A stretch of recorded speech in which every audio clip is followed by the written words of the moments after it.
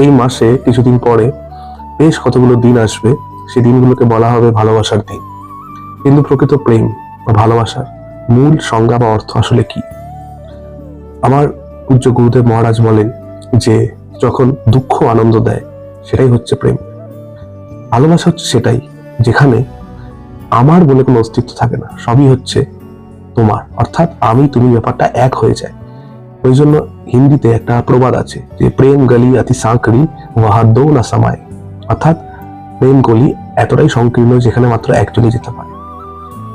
অনেকেই প্রশ্নটা করে যে প্রেম ভালোবাসা সম্পর্কে ক্ষেত্রে এই ভালোবাসা সম্পর্ক বা প্রেমের সম্পর্কটার মূল তত্ত্বটা আসলে কি।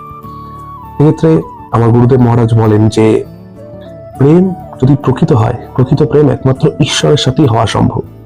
আর প্রকৃত প্রেম যদি কোনো মানুষের সাথে হয় তাহলে সেই মানুষটা অপরের চোখে ঈশ্বর হয়ে ওঠে। ভালোবাসা হচ্ছে এমন একটা জিনিস যেটা বৌদ্ধিক স্তরে হয় না, যেটা শারীরিক স্তরে হয় না, যেটা মানসিক স্তরে হয় না।